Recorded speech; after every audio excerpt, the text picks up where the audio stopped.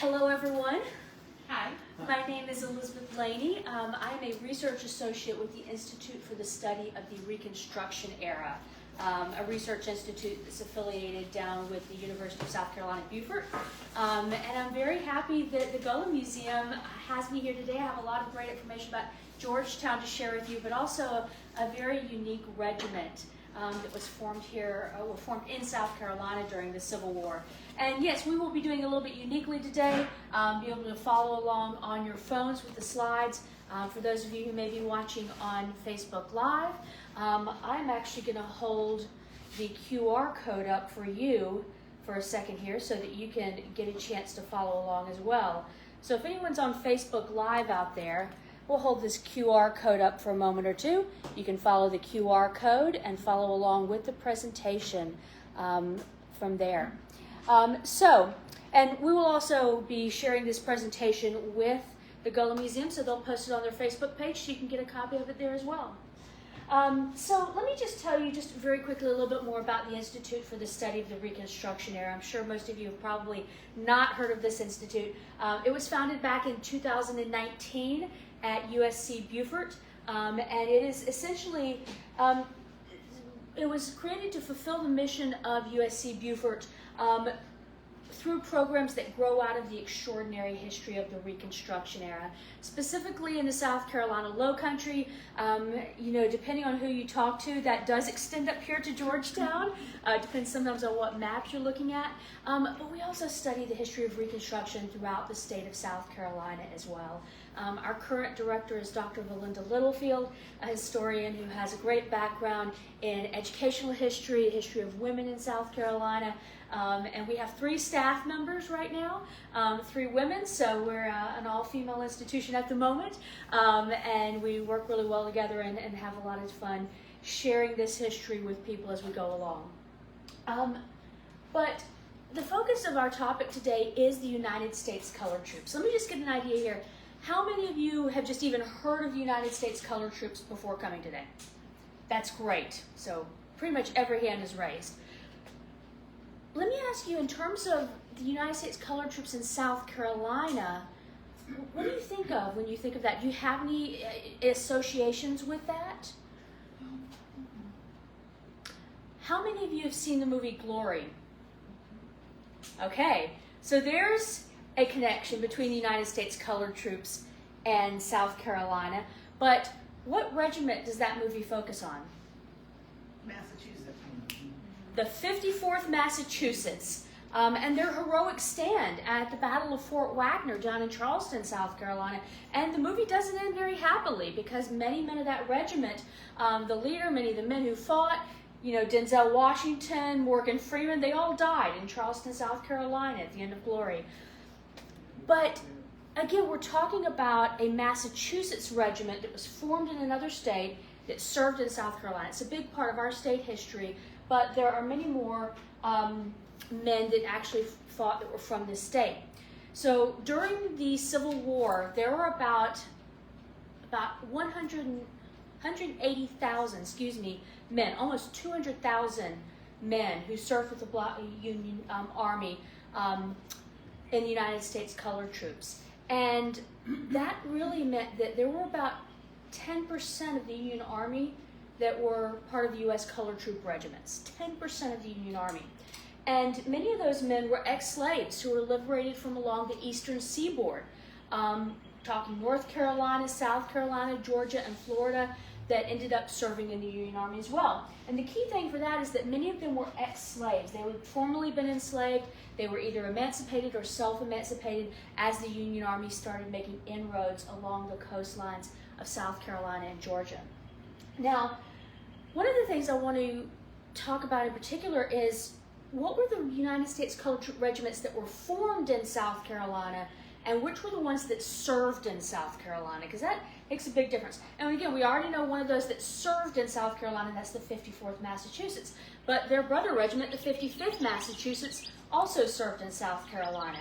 We also had regiments such as the 1st North Carolina Volunteers of African Descent, who later on were named the 35th U.S. Colored Troops, the 1st Michigan Volunteers, and the 26th U.S. Colored Troops that were from New York. So we had black Union soldiers from Michigan, from New York, from Massachusetts, all serving in South Carolina. And that, by the way, is just an example. I haven't identified all of the out-of-state U.S. colored troops that served. That's just an example of how many men were coming from different parts of the country. But we had 6 regiments that were formed here in South Carolina.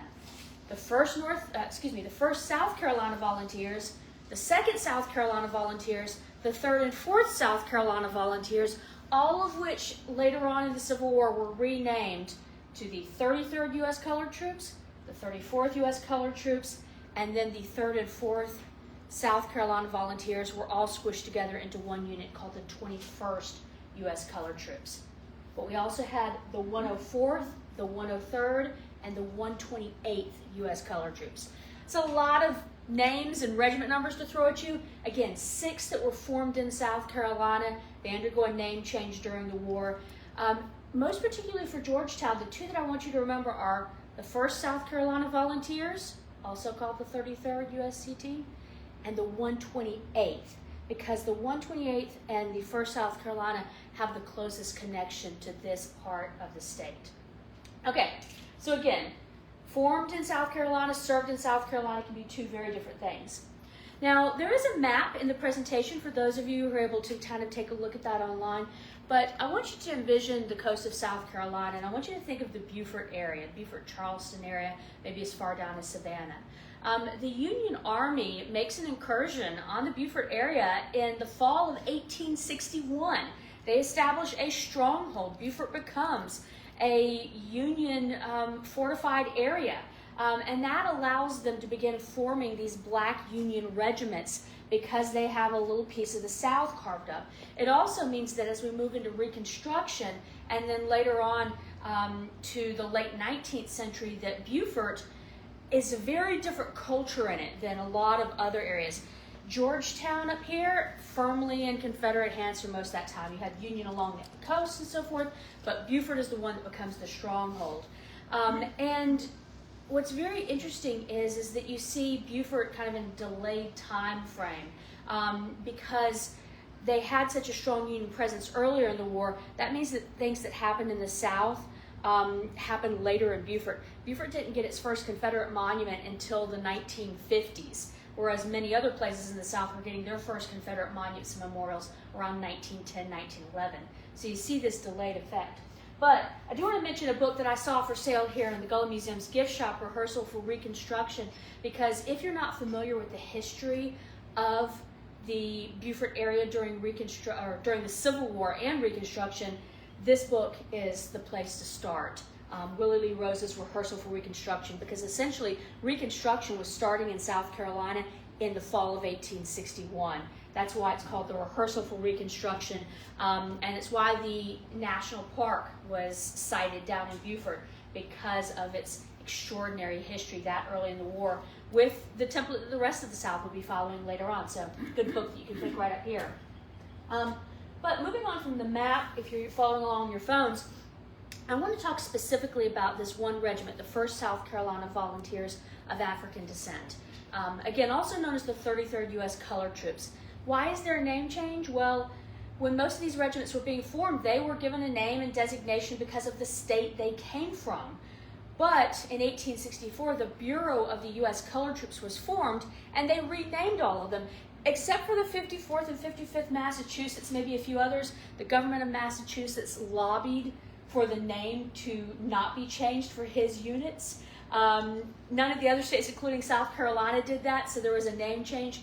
And now there is a trend to call them by their original name because of its state affiliation.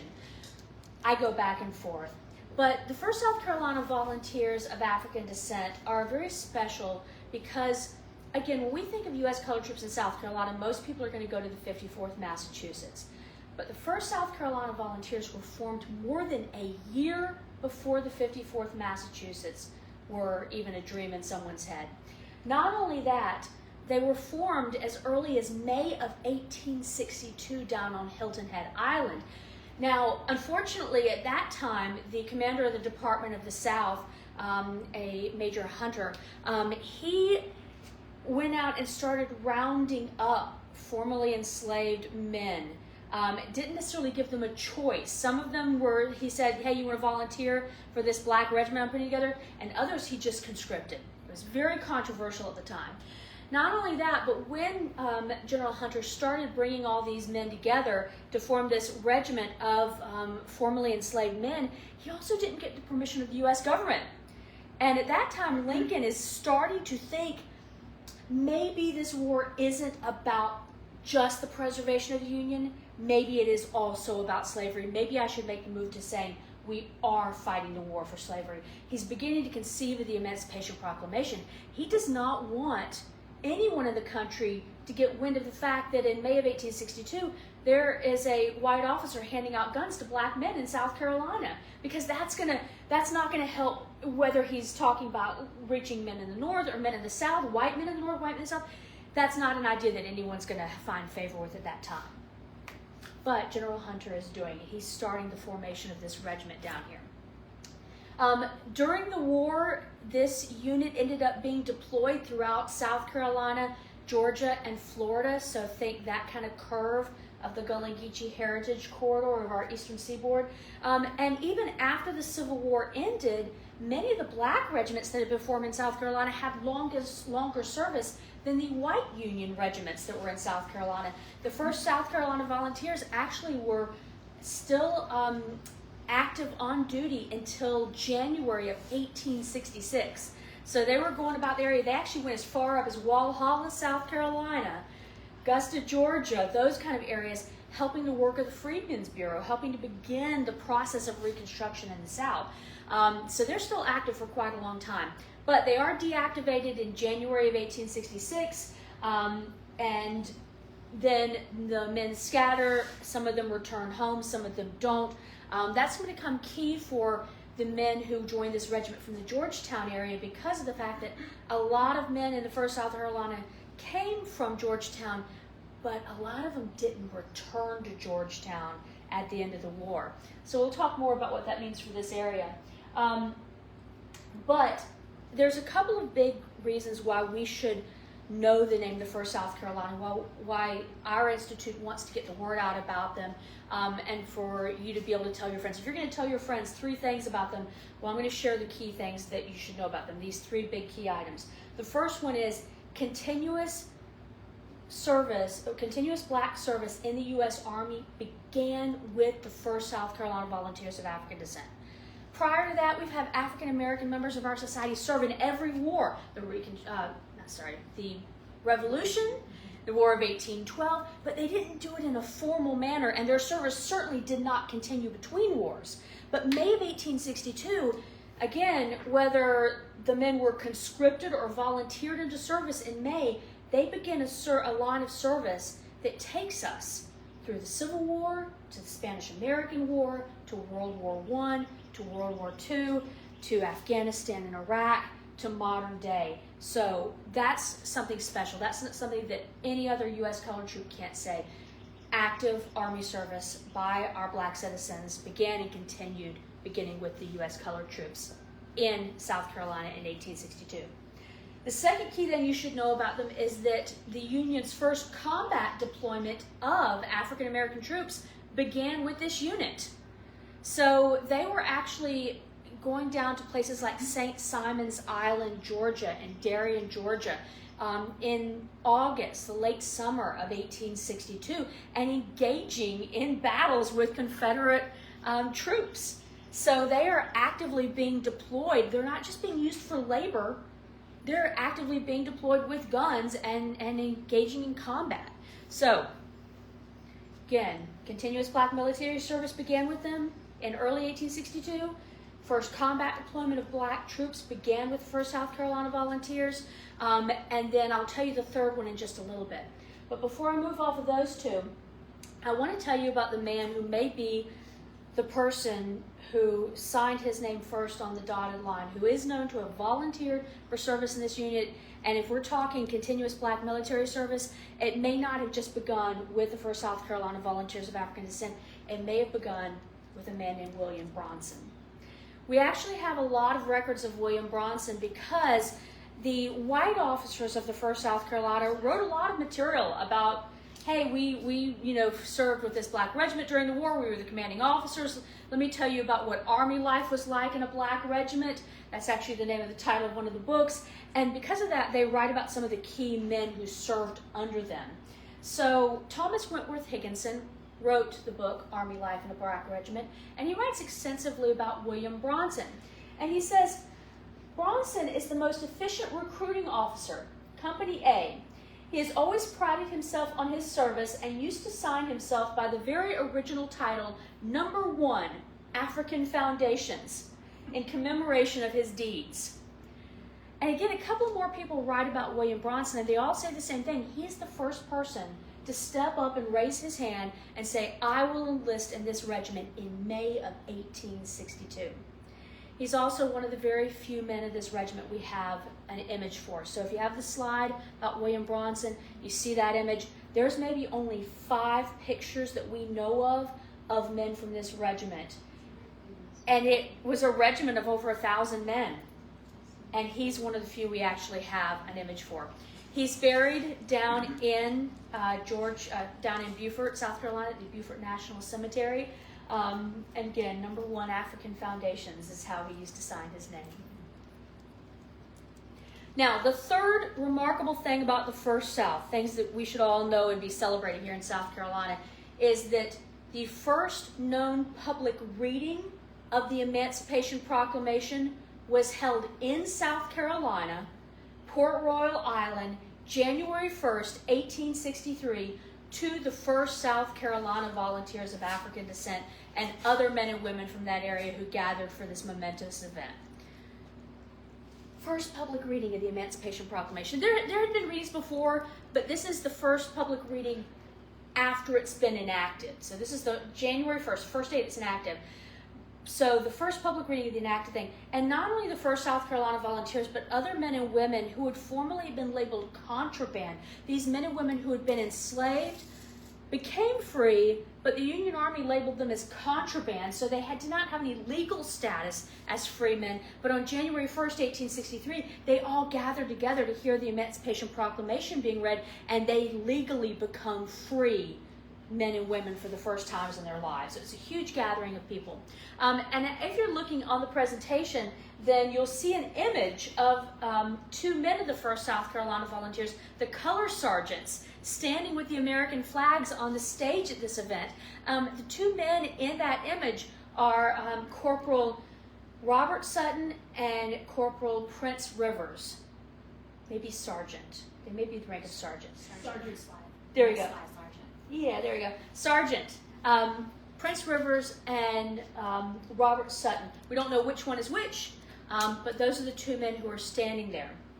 And so moving on to the next slide, I want to tell you a little bit more about one of those men, Sergeant Prince Rivers, because again, this regiment is not only incredible in its own right, but there are a couple of key individuals in this regiment that really should be a little bit more well known. Had anyone heard the name Prince Rivers before today?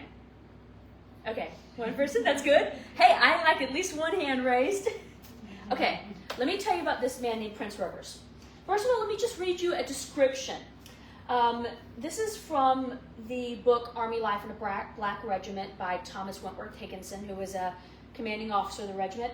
He says, Sergeant Prince Rivers, our color guard, is a man of distinguished appearance, and in old times was a crack coachman of Beaufort, South Carolina. His features are tolerably regular and full of command, and his figure superior to that of any of our white officers. Being 6 foot high, perfectly proportioned, and of apparently inexhaustible strength and activity. His gait is like a panther's. I never saw such a tread. No anti-slavery novel has described a man of such marked ability. He makes Toussaint perfectly intelligible, and if there should ever be a black monarchy in South Carolina, he shall be its king. By the way, this is like a page or 2 description of Prince Rivers. That's the cut down version.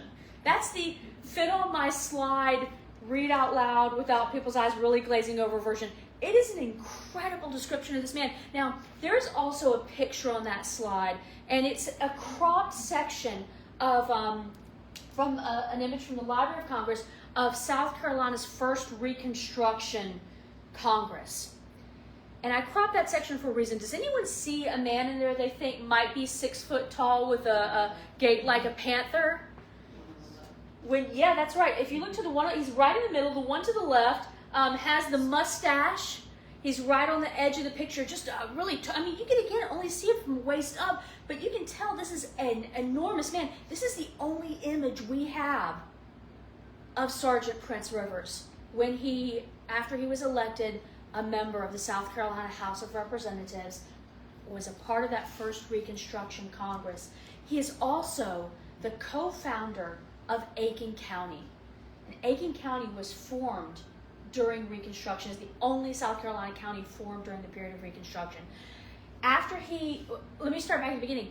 It mentions in the description that he was the crack coachman of Beaufort. When he was enslaved as a coachman. And when his owner took off, knowing the Union Army was coming to the upstate, Prince ran away and said, "You're not taking me with you. I'm going to stay here." And he did, and he signed up with this regiment, and he became a leader in his own right.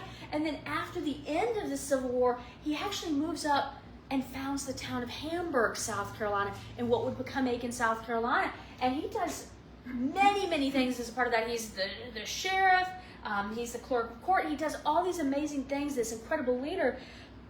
And then, of course, as Reconstruction backslides and Democrats, former slave owners, come back into power in 1876 and later, then he falls back into destitution, poverty. He ends his life driving coaches, and we're pretty certain he was buried in a cemetery in Columbia, South Carolina, Randolph Cemetery. Nobody knows where the grave is. If it was ever marked, we think it's possible that when they widened the road right there near this big historic cemetery, that his might have been one of the graves that was plowed over to make way for the road. You should look out. There's a professor at the University of Georgia, his name just blanked out of my mind, who's creating a graphic novel of Prince Rivers, who he deems the Black Panther because of that quote about his gait being like a panther's, the original Black Panther. This is a remarkable man that I hope you will all remember. And again, he was a part of this incredible history of the first South Carolina Volunteers of African Descent. But I don't want to leave the ladies out, because one of the things, too, about our institute is we're trying to document the history of this regiment, and we're trying to document the history of everyone associated with the regiment, not just the people who enlisted. So I want to make sure to mention another name, Susie King Taylor. This is really a name that should be right alongside that of Harriet Tubman when we think of Black women's contributions to the Civil War. So Susie King Taylor, a remarkable person, born enslaved. She was living in an urban environment when she was younger, though, and her family actually managed to get some education so that when they self-emancipated early on in the Civil War, she actually became a teacher, teaching many of these newly freed men and women how to read and write. Then she starts taking up with the 1st South Carolina Volunteers. She marries one of the soldiers in the regiment. Many years later, after the war is over, she, in 1902, in fact, she has a book published called Reminiscences of My Life in Camp, My Time with the 1st South Carolina Colored Volunteers. So she writes a book about her experiences. Now, at that time, they did sign up a lot of women that would go along with the 1st South Carolina Volunteers, and they signed them up as laundresses. But Susie King Taylor says this in her book: "I was enrolled as company laundress, but did very little of it, because I was always busy doing other things, and was employed all the time doing something for the officers and comrades." I was enrolled as company laundress, but I did very little of it. In her book, she talks about cleaning the guns, stocking them, learning to fire the guns. She's like, yeah, I'm getting to be a pretty good shot. She's primarily a nurse. She's nursing the men of the regiment. And man, the way she describes seeing the men off to combat or rushing down when they were coming back, I can tell you this, that if anyone had handed her a gun and said, Susie, you want to come to this next engagement with us? She would have been there like a shot. This is a remarkable woman. And she later on in her life publishes this incredible account. And this book, Reminiscences of My Life in Camp, free online. You can go read it in many different places. So Susie King Taylor.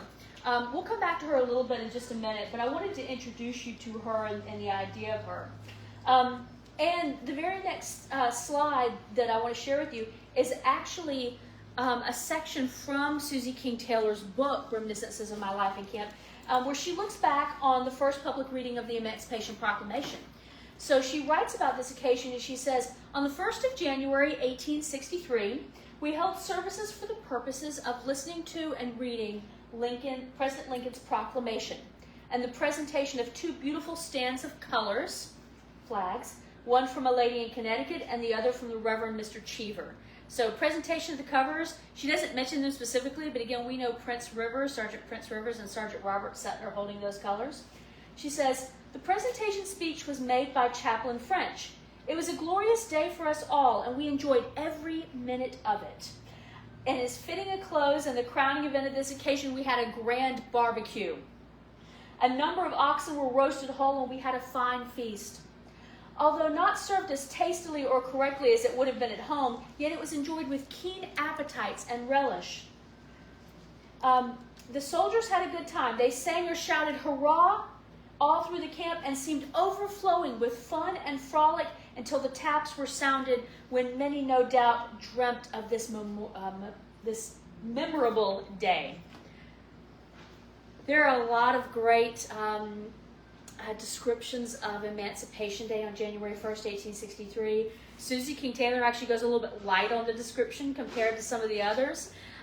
They talk about how at one point after the reading of the Emancipation, someone in the crowd just starts spontaneously singing My Country 'Tis of Thee. One gentleman, Prince Polite, who attends the event, later on tells the story that his grandfather was the one who started spontaneously singing the song, how he had been born in Africa, enslaved most of his life, hobbled his way down to this occasion, and then after starting that singing, a couple of hours later, died. But died a free man, with tears running down his face from having witnessed this incredible event. So, very grand occasions, and thankfully, again, we have these recollections not only by the white teachers of the Penn Center, the educational facility down there, from the white Army officers, but also the black perspective as well, which we don't get in so many of these cases.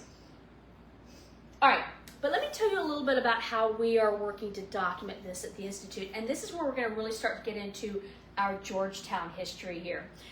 So we were given money a couple of years ago, thankfully by the University of South Carolina's College of Arts and Sciences, by a couple of local foundations like the Dick and Sharon Stewart Foundation down in Beaufort and the Finney Cultural Center in Columbia, to put together a muster roll, because as remarkable as the 1st South Carolina Volunteers is, there is no list of all the men who served in it. We knew names like Prince Rivers, we knew Susie King Taylor, but if you're like, well, who are the non-famous figures from this regiment? No one could point to a list and say, here are all the men, or even all the women associated with them. So, we're creating what we call a muster roll. Now, I really am not very big into military history, which is very strange since I'm sitting here telling you a lot about it. You'll notice I didn't talk about the combat engagements, though. I've been talking about the people involved. So when someone said, first of all, hey, you want to work on this muster roll for us? I was like, what's the word muster mean? So I want to share two definitions with you really quickly. First of all, and this is from the just the Wikipedia entry for the muster. In a military organization, the term muster is the process or event of accounting for members of a military unit. When a unit is created, it is mustered in. When it is disbanded, it is mustered out. But I really like Merriam-Webster's dictionary online's definition. It says to summon, call, cite, convoke, muster, means to demand the presence of. And that is what our muster roll is doing. We are calling forth the men of the 1st South Carolina Volunteers that have largely been forgotten to history and creating a definitive list where people can remember their names. We're saying, stand forward again, soldiers. Let our state, let our nation see you. Now, what we're trying to do with this is create something that eventually will go online as a website, so that if you're like, man, that was a really cool topic Elizabeth Laney talked about today. Let me get online. Let me just see who was in this regiment. You could look by name. You could look by area, like how many men were from Georgetown. Let me put Georgetown in the search bar, pop up with all the members, or you can just look at an entire list of the regiment. Right now, what we have going is a list of about 1,386 men. This is pretty interesting because the average Union regiment at that time was about 1,000 men. On any one given day, about 1,000 men in that regiment, and they were formed into 10 different companies of about 100 men each. So we have 1,386 men. How do we get to that number from 1,000? Well, people were killed in action. People died from illness and disease. Some people were mustered out because of disabilities. And so you have this constant cycling of the regiment. So on any one given day, it's 1,000 members, but we see about 13,000 on our regimental rows right now. Now, we also, too, we've only started with the men who enlisted in the regiment. That 13,000 does not include a couple of key elements. It actually does not include any of the white officers because, to be frank, as I was creating my spreadsheet, the information for the black enlisted men and the white officers was so different I couldn't reconcile it into one spreadsheet. So they're not in there. And the women associated with the regiment, the laundresses, the nurses and so forth, like Susie King Taylor, are also not in there because they don't have enlistment records like the men do. So I'm still trying to figure out how to identify all of them. They will be included. But right now, almost 1,400 names.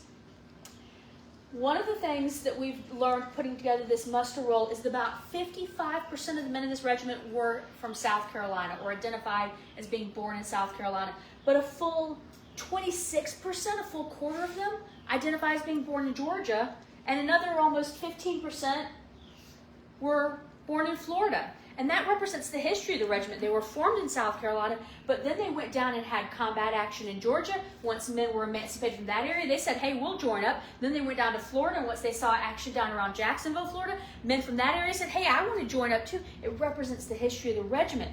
But 55% from South Carolina. 3% of the men in the regiment that we've identified so far can be identified as having been free prior to the war.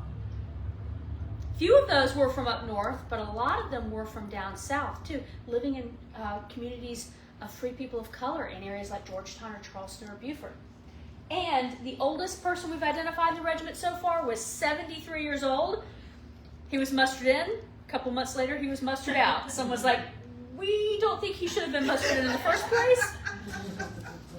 Men, that's another part of that turnover why we have so many names on the list. The youngest person, Martin Dixon, age 13 years, a drummer boy for Company C.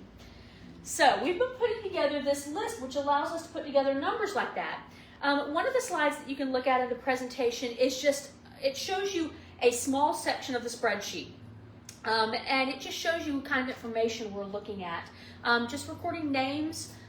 This is all on a person's service record. We take their name, their regiment, we take what their highest rank achieved was. Was it musician? Was it corporal? Was it sergeant? Was it private?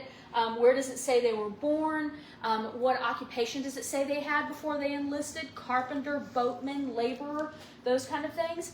And this, again, is only a very small section of our muster roll because if you were looking at that spreadsheet right now, it actually continues over and includes additional information. Were they wounded in action?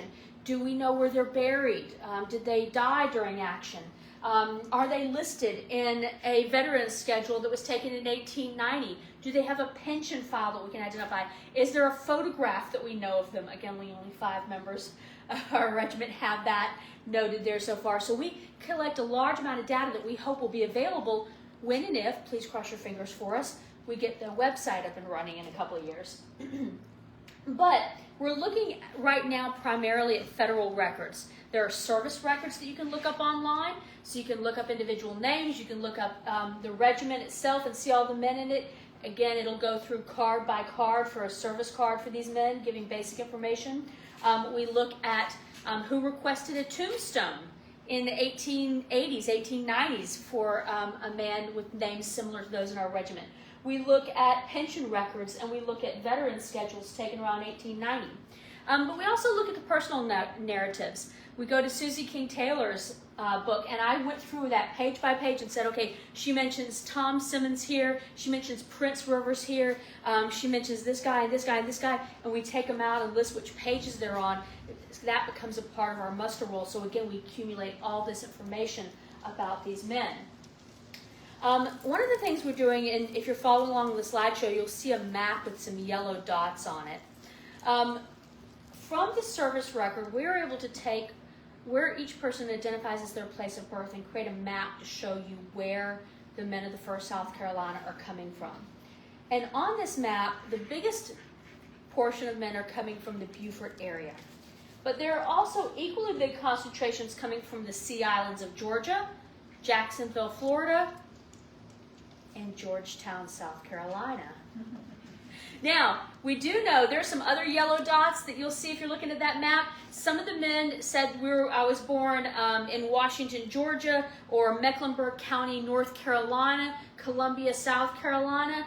One from Washington, D.C. There's one from New York. I don't know how those men found their way down to South Carolina low country. A couple of men transferred from the 54th to 55th Massachusetts into the 1st South Carolina. So we have a man named Loudon Langley, who's from Vermont, who's in this record because he started off with the 54th, transferred into the 1st South Carolina. But because of all these records, because of this map we were able to create, we were able to determine that about 5% of the men in the regiment came from Georgetown. 5% doesn't sound like a lot, but it is a pretty decent amount when you're looking at things, and I think the number is probably higher. One reason I think that is higher is because of an email, actually. And remind me of your name? Jody Barnes. Jody Barnes. Jody, you sent me an email that I happened to read this morning. I read your email, and it mentioned Cat Island on there. Well, when I was looking my route up here today, I went off the route I was taking, and I started looking at the islands, and I noticed the Cat Island. Well, when I concluded that 5% of the men in the area came from the Georgetown area, I didn't include those who had listed Cat Island because there's a Cat Island in Beaufort. And I just assumed that anyone who listed Cat Island was coming from that Beaufort one. And now I'm like, wait a minute, they don't say Cat Island, Georgetown, South Carolina. They just say Cat Island, South Carolina. And I'm like, okay, now that I know there's 2 of them, I need to go back and do some more work because maybe some of those should be included with my Georgetown numbers. Maybe some of them have Beaufort numbers. So I'm betting that even though I can guarantee at least 5% of the regiment was from Georgetown area, the number is probably a little bit higher than that, but probably under 10%. Okay, so I was able to take our muster roll. Again, right now it's just an Excel spreadsheet that I'm working on every day and finessing. And I was able to make a list of every person who identified as coming from Georgetown. On the slides, it's just a list of a bunch of names, 3 columns worth of names. I didn't actually count them up last night. Maybe 100 men on that list, maybe somewhere under that. And the interesting thing is that, again, 5% of the regiment identifies as coming from Georgetown. But when I started looking at records for after the Civil War, I didn't see a lot of men from the 1st South Carolina who came back and returned to Georgetown. A lot of them seem to have left the Georgetown area, joined up with the 1st South Carolina down in Beaufort, and then when they mustered out, they tended to stay in the Beaufort area. But that's another reason why I told you earlier that one of the regiments to remember was the 128th U.S. Colored Troops. They weren't formed until 1865, at the very end of the war, but a lot more of them returned to Georgetown and were living here after the war than men from any other regiment, including the 1st South Carolina Volunteers. But let me tell you about a few of those Georgetown soldiers. One of the soldiers who identifies as having come from Georgetown was a man named Corporal Adam Alston. He was in Company F of the 1st South Carolina Volunteers. He is also one of the very few men, besides William Bronson, that we actually have a picture of. And the picture is in an exhibit at the South Carolina Confederate Relic Room and Military Museum. And it says it was donated by this scholar named Gaillard Waterfall, very interesting name, who died, and I can't figure out where his relatives are, what collection is, where he got the image of Adam Alston in the first place. So all I have right now is a crappy picture I took of the exhibit picture, and we have no idea where the original one is, but it exists somewhere. So Adam Alston says, when he signed up with the 1st South Carolina, he says he was born in Georgetown. He was about 50 years old when he enlisted. And because of that, we know that he was born around 1812. Now, we also know that he remained in Beaufort after the end of the Civil War and died around 1880 in Ladies Island, South Carolina. So again, he's one of the very few people we actually have a picture of, but we also know that his son Charles Alston enlisted in the same regiment. He was in the same company as his father, but whereas Adam survived the war and didn't die until the 1880s, his son died during the war. He died of congestive fever in 1863 at just the age of 20 years. So a father age 50, a son aged about 19, going into the army, serving together. The son dies before the war ends. The father makes it out. So that's one of the men. He's definitely one I've earmarked for more research on in the future. Another man that served in the regiment that said he was from Georgetown is Sergeant William Happy. Yes, the word happy is his name. I love his name. It makes me happy just looking at it. He said, I was born in Georgetown, South Carolina. He said that he was 26 years old when he enlisted, which would make his birth year around 1836. He was killed in action in March of 1864. So he too, like Charles Alston, didn't make it out of the war. After he died, his widow Nancy, whom he married when they were enslaved in Georgetown, had followed him down to Beaufort, and Nancy was able to apply for a Union pension to get support from the government because her husband had died in the service. They had a young daughter named Mary. And they were able to get a pension which they would receive on a monthly basis, about $8 or so, which would help support her and her daughter Mary. They never returned to Georgetown. They lived in Beaufort, which would have been a good thing for her because a lot of her husband's comrades, a lot of their wives would be living in Beaufort, so she had a support system built in there. And she later died in Charleston. You see on that slide both an image of William Happy's tombstone. He's buried in Beaufort National Cemetery, but also there's a small section that's a portion of the widow's claim that Nancy Happy put in. That file has been digitized by the National Archives. You can actually go and read through it. And in the little section I put there, it just talks about how they were married in Georgetown. She lists the name of the preacher that married them, said he was a colored preacher, said they got married in 1859 and their daughter Mary was born in 1860. So the pension files are something that are available, a few of them online, most of them up at the National Archives in Washington, D.C., that scholars like me are reading and finding information about. One of the things I would like to find out is more about the man who was the preacher, and his name, Edward Rue. So that's a question for my Georgetown historians here. Do we know of a man named Edward Rue? Does he have a history in this area? What can we find out about him that may contribute to your understanding and knowledge of the communities that existed here following this, or at the time of the Civil War and later? So some of these records we're beginning to look at for these soldiers, these men of the 1st South Carolina Volunteers, are records that can tell us a lot about both antebellum communities and also the Reconstruction Era communities they lived in. And again, since a lot of the men from Georgetown were from Georgetown, enslaved here, but lived later on their lives in Beaufort, we're looking at records for them that will tell us about Georgetown in the antebellum days, and then records that they write about in Beaufort for their pension records that tell us about life in Beaufort. But still a lot of information about these communities. Corporal Bristow Eddy was from Company F. A lot of these men are from Company F. Adam Alston, Charles Alston, William Happy. A lot of the men from the Georgetown area made it down to Beaufort in time to get put into Company F. So we see a lot of them congregated there. Corporal Bristow Eddy was born in Georgetown, South Carolina in around 1833. He enlisted when he was 29 years old in November of 1862, and he died in Beaufort, South Carolina in 1907. Now we have his entire pension file, and a pension file, so when the veteran goes in and says, oh yeah, I was wounded in service, or I got sick and when I was in service because we were sleeping on the hard ground in the winter and I never recovered for that, and they can apply for a pension from the U.S. government, or if they die, their widow can say, hey, my husband served, I deserve a pension as well. And when they put in these pension files, How many of us have stood for way too long at the DMV or on a phone call having something to do with the IRS or getting your visa or anything government related and wasted so many hours of your life on that you're never getting back? These pension files can be this thick. And they can be thin, but they can be this thick with hours, days, years of these people's lives wasted in just trying to get $8 a month from the federal government for their support.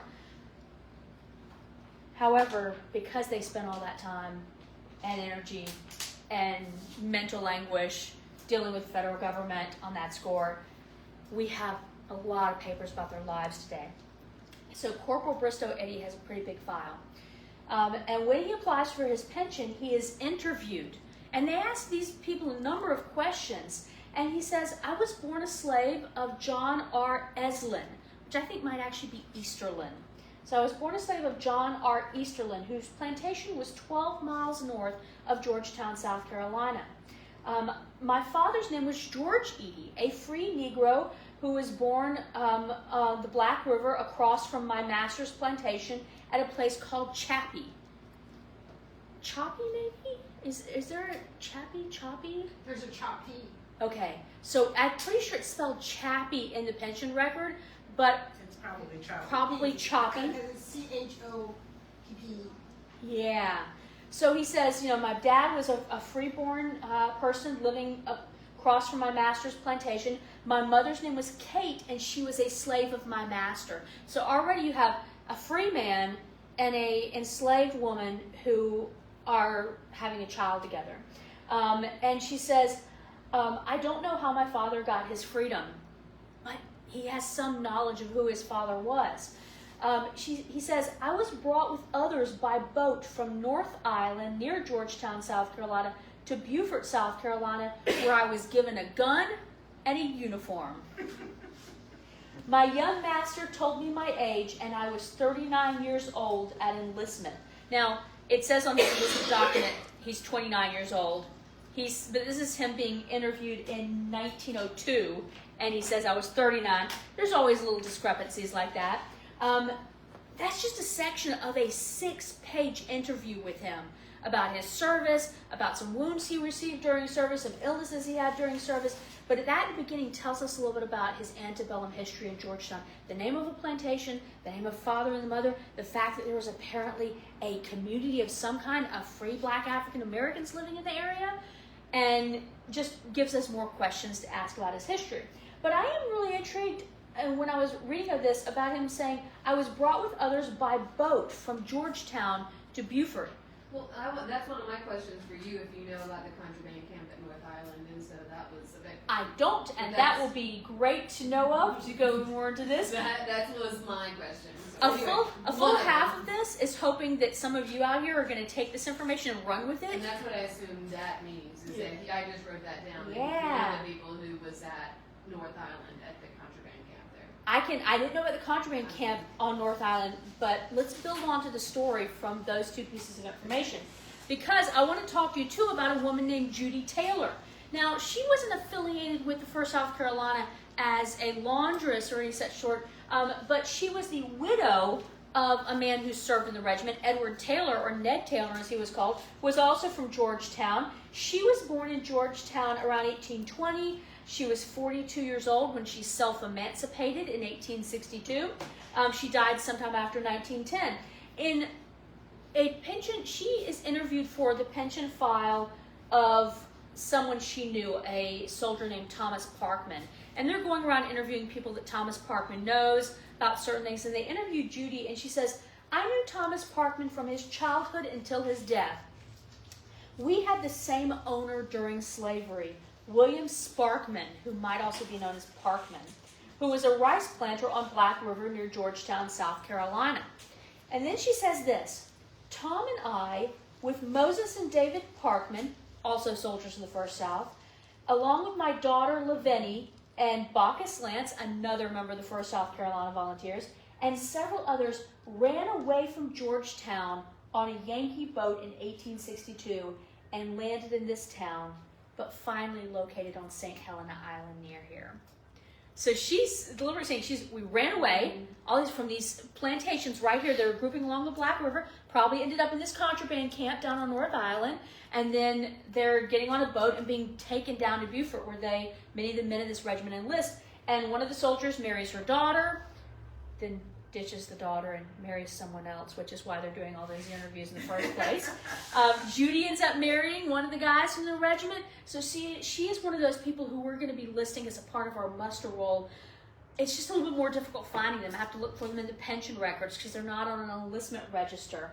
But she has given us, and again, these are two different pension records that one, I read one at one time, and a couple of months later I read the other one. I had to put two and two together, but helping to build this story of these men and women who were self-emancipating from these plantations.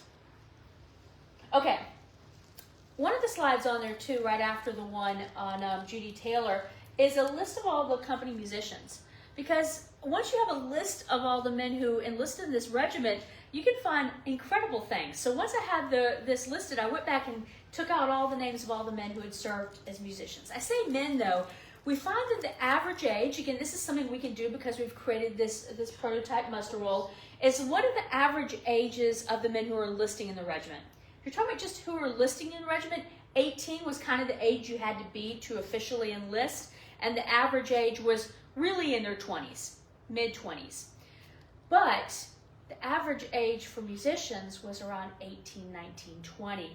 And you see some on the list there as young as 13, 14, 15, a lot of 16-year-olds, because the only way you can enlist in the regiment under 18 was if you were a musician. But there are a few men who are listed in there who are like in their 50s or 60s. Oftentimes, if a soldier was wounded or couldn't be listed as active for combat, they might move them over to be a musician in the regiment. And there is a name on there, Company H. There are 4 musicians listed, and one of them is Andrew Jackson, who enlisted at age 18. He was a drummer, and Andrew Jackson lists on his enlistment records as being from Georgetown, South Carolina. So here we have numbered amongst the musicians, one of the regiment, a man from Georgetown. Now, if we move all the way up to 1890, several decades after the war is over,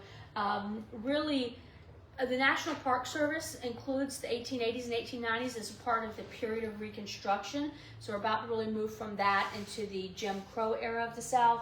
And in 1890, when the U.S. Census was being taken, they did a special census of every Union veteran that was still alive at that time. Or if they were dead and their widows were alive and drawing a pension, they included the widow's name on this schedule. And it's called the 1890 Veteran Schedule. When I look at that for Beaufort, South Carolina, let's go with the county of Beaufort, South Carolina, there are hundreds of pages of black veterans living in Beaufort County. For Georgetown, I only found about 30 veterans total, white or black. So only about 30 Union veterans living in Georgetown counties. That's a very small number comparative to how you would get further down the coast. Only one veteran of the First South Carolina was listed as still being alive at that time. Although again, down in Beaufort, you might have something like 100 or so. And the largest concentration of veterans were in what they listed as the Upper Waccamaw region, and they were a group of men from the 128th U.S. Colored Troops. Where is the Upper Waccamaw? I don't know. That's what it said listed on there. So I would love to turn that over to someone who's more familiar with the area. Is it a township name? I don't know. That's where they were listed, but it was listed in Georgetown County. So I would need to turn that over to someone who has more local history. Yeah. Yeah. That could be like the furthest north, I think. Yeah. So Merle's Inlet. That would be Merle's Inlet. Yeah. Again, you would really have to see if we could find a map. Maybe there might be some maps associated with the 1890 census. We might have to look at some old, maps of the area. Maybe they misspelled it. Who knows? But that it was definitely not. I looked to try and see if I could find one that said like Georgetown City, but it did not say that. It was all kind of grouped in township or kind of these regional names. So I'm not certain. But again, something for you guys to look into. All right, so I just want to wrap up here just by letting you know of a few places few things that we're doing in the future with our institute, in case you're interested in this information in the future. First of all, you're more than welcome to reach out to me. I have some of my business cards with me, because if you want to get your hands on some of these records, read some of the pension files, discuss some of the history with me, you can get in contact with me that way. We try to do presentations like the one I'm doing today. We also work a lot with teachers trying to facilitate an understanding of Reconstruction so they can take that back to their classrooms. We do that both at the collegiate level, but also we do frequent teacher workshops with K through 12 teachers. We're hoping to have a Teachers Institute this summer here in Georgetown. But we can't get the State Department of Education to tell us whether they're going to give us the money for it or not. If we don't do it this year, we will definitely be back in Georgetown in the future, getting K through 12 teachers in, showing them the pension records, telling them this remarkable history. But we do want to invite you down to Beaufort this April, Friday, April 25th and Saturday, April 26th. We will be holding our 3rd annual symposium. It's a free event, Friday evening and all day Saturday. Our focus this year is women associated with the 1st South Carolina Volunteers. I will definitely be talking more about Judy Taylor, so we'll have a little Georgetown feature, as well as some others. Women really are key figures in the history of the 1st South Carolina Volunteers, and so for our key note speaker, we have Dr. Hermina Glass-Hill, who is the founder of the Susie King Taylor Institute down in Georgia. She's going to come up to Beaufort to speak. So when you had that QR code earlier and you were able to download a copy of the presentation, there's also an image there that's a little flyer for our symposium in April. So we'll have a registration link coming up on our Facebook page probably, and our website. All that information is on the presentation, but you can follow us on Facebook if you like. And we hope you'll be able to join us for this free event in April. But I know I answered a few questions during this. What other questions do you have about the information you've been looking at on the slides, information I talked about today? And about the First South Why do Carolina? you think they didn't come back to Georgetown? Was it like a money situation, or were they settled where they were? Why do you think that wherever they got mustered out from, they stayed? I think there could be a lot of answers to that question. So I'll say this. One thing I do see is that I talked about Beaufort having been under Union occupation, which kind of gave it this special status. Even after the war, as the Union troops began pulling out, for a long time, you saw Beaufort was this center for, especially for African American civil rights. They were the only South Carolina county that continued to elect black men to the State House of Representatives and the Senate until the 1890s, when most other counties in South Carolina couldn't do that past 1876.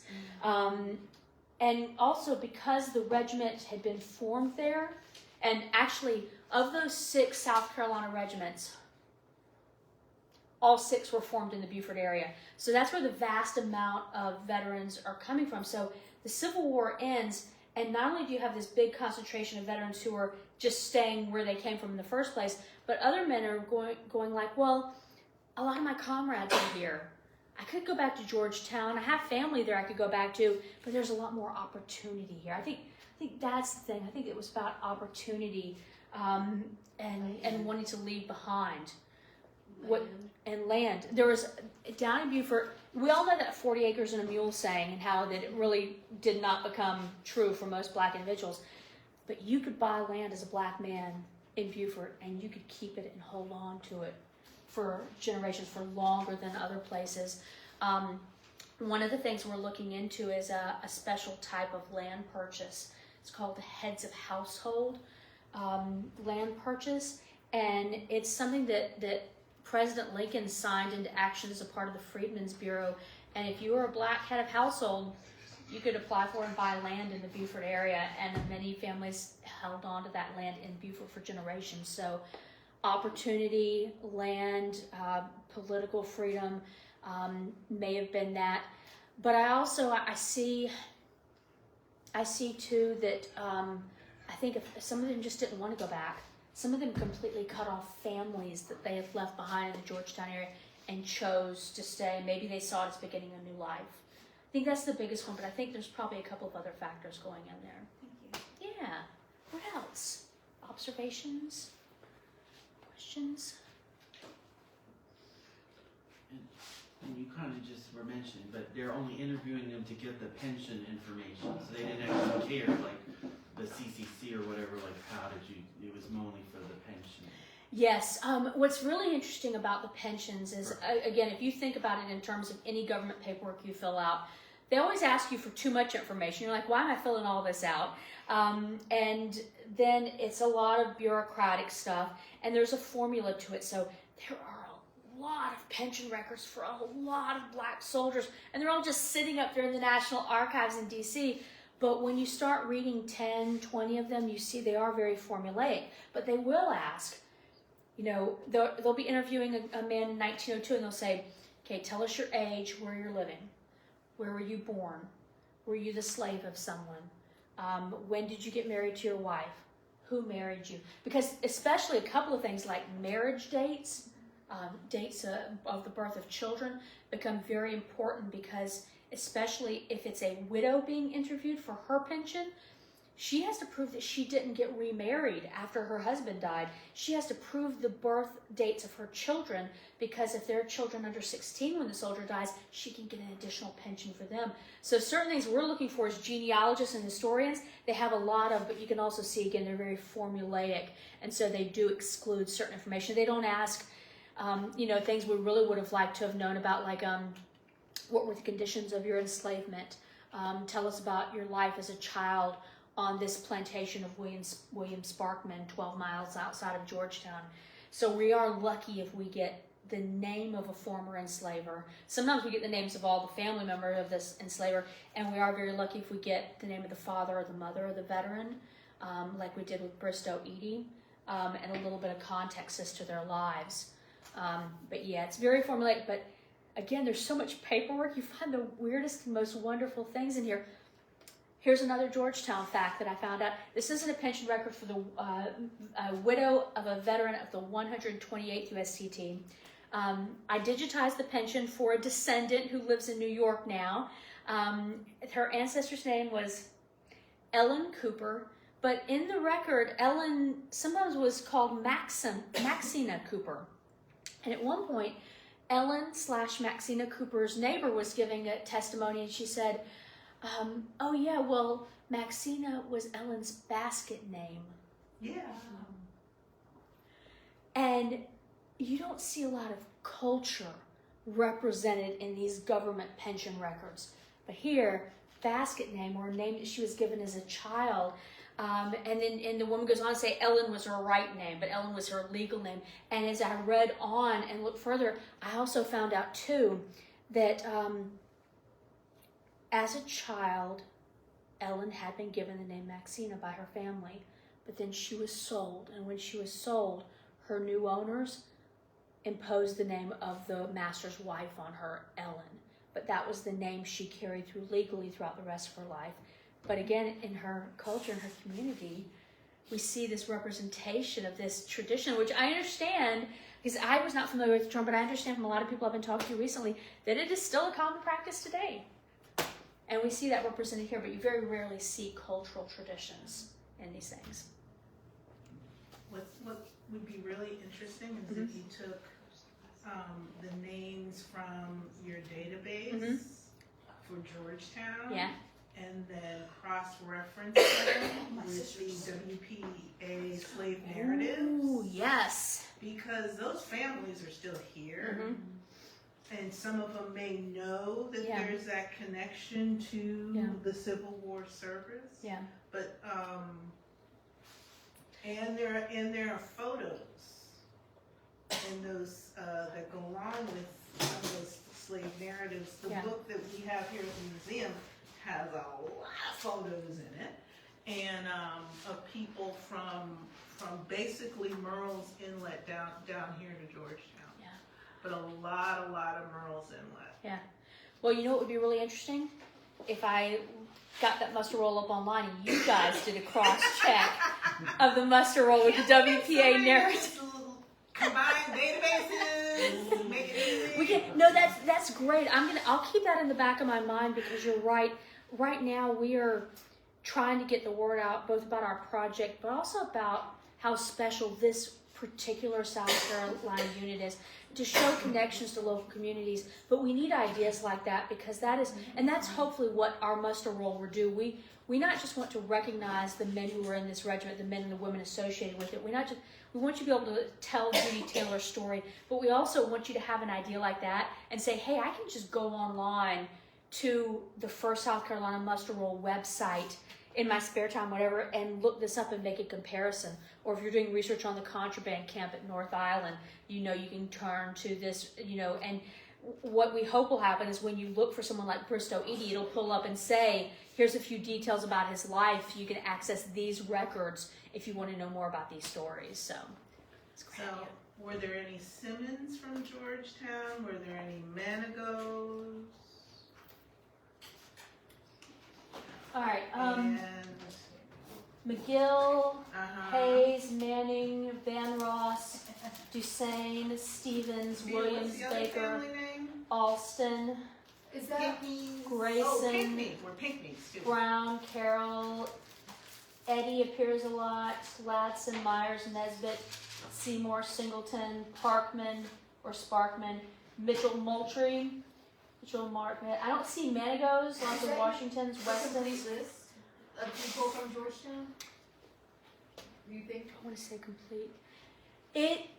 Yes. We don't think it is, because we rather think about Robert Blake, who's Yeah. a very famous, known for being. He's from a Black River plantation. The list I have that I included on the slide, Or what? I went through our muster roll. I searched for the word Georgetown, and I put down any person who had listed their place of birth. And again, they're enlisting at age 20 or so they listed a place of birth as Georgetown. But again, I didn't include any of the Cat Island people, because now I'm concerned that I don't know whether it's Cat Island from this area or Cat Island from Beaufort area. Yeah. So there are a lot of smaller place names that I might have missed that could have some of those names in them. Yeah. But you can email me. By the way, thank you everyone for coming today. I'll stay and talk for as long as people want to talk. Appreciate you coming. One last thing real quick though. This is a great book on the First South Carolina Volunteers that I saw right here in this bookshop. Oh, yeah. And there's a bibliography included in the materials. Yes, in the not in the slides themselves, but that folder that the QR sent you to, there is a bibliography, and it's included on there. What were we talking about though? You were thanking us for coming. I think we coming, and before that, we And were thank you for coming. Thank you. Thank you. Thank you everyone on Facebook. There was another question we were talking.